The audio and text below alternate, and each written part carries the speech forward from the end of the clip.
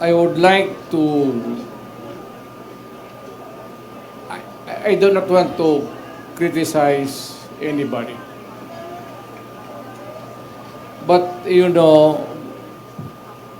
however you do it, basta nandiyan ka sa gobyerno, ikaw yung nagdadala ikaw yung timon, talagang mahirap. And I can understand kung yung mga issue hindi ka agad nabibigyan ng, if it's a problem, it would take time. But apparently, itong sa panahon na ito, patong, yung solusyon, mahina ang dating. Well, sa madaling sabi, maraming issues. Hindi ko naman sinasabi na kaya natin kung tayo ang nandyan sa Malacanang. It's not that easy. I have been there. But the guy is simply taking his time to come up with the solution of the problem.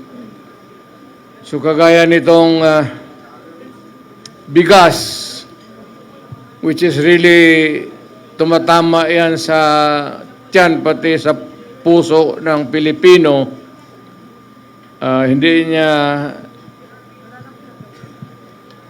nakuha yung pinaka,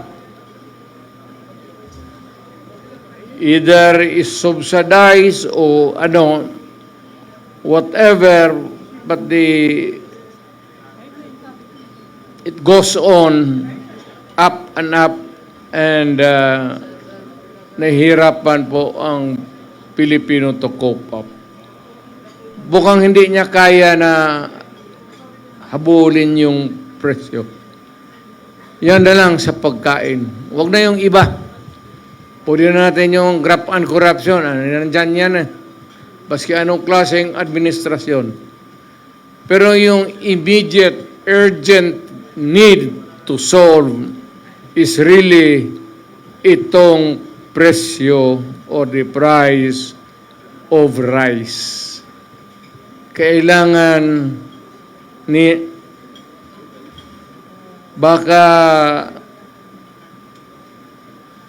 ako kung sa panahon ko, sinasabi ko, total we are endorsing the candidacies of so many bright Filipinos dito sa atin. Baka not the magic one, but makuha nila kung paano talaga bigyan ng solusyon. It's either you import and go down or whatever, but sad to say, the Philippines is agricultural based ang country natin. Ang ekonomiya natin is agriculture. Ang problema, yung pagkain mismo, hirap tayo. Well, of course, yung mga dumadating na typhoons could be one of the factors that can be, palagay na natin, hirap tayo maghabol. Alam mo, pag nasa gobyerno ka, ikaw yung nagdadala, you cannot give promises. Panay na lang ang pangako mo and you keep on, promising people for so many things. Pero itong pagkain talagang unahin nila. Pinaka-basic talaga. Medyo hirap sila. Aywan ko kung bakit. Ngayon, kung yung presyo ng bigas, yung presyo ng pagkain para sa Pilipino mas bababa ngayon,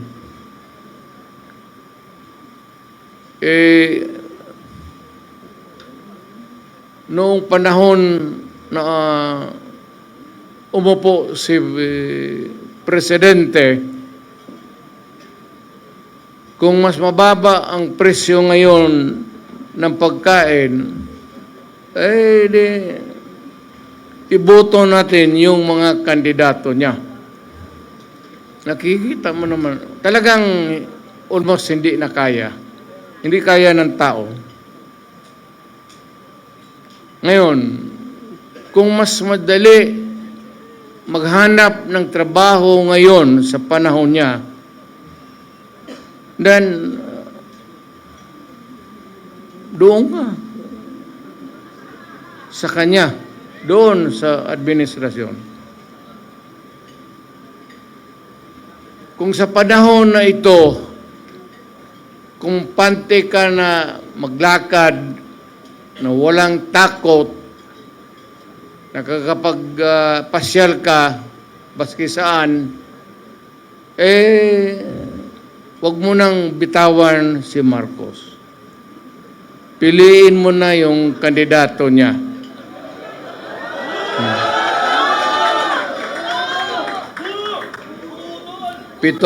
Pero pag sinasabi ko yung,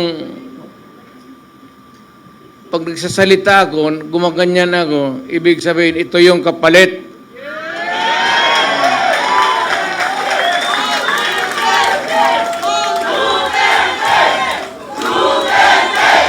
If it's easier for you to find employment or jobs now than before, then go for Marcos. Yan ang sabihin ko na medyo basic na hindi nila mahabol. Ngayon, kung bas minus yung droga at krimen ngayon kaysa noon, panahon niya, pag-upo niya, naabutan pa niya yung, yung pinapairal natin na law and order, kung kaya niya ito, kung kaya niyang putang ina.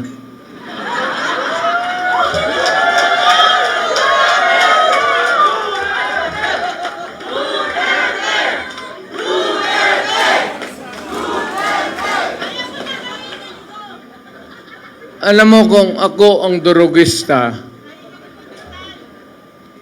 kung may gano'n ako, at bakit sa utak ko, bakit hindi? Total, kasama ko naman sa presidente sa hit-hitan. So, yung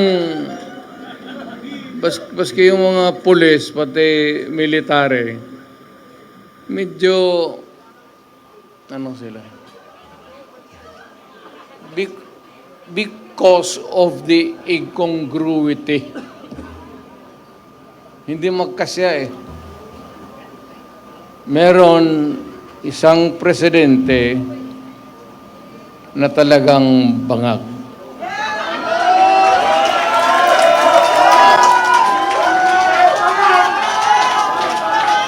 Hindi naman buang, pero yung bisyo ng droga, long term yan. Maging ulol si Marcos,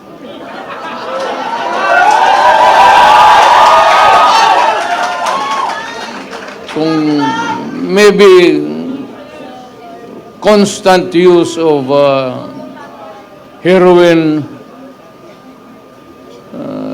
Aabot pa siguro siya ng 80. Pero pagdating sa panahon na yan, hindi na siya gumagalaw.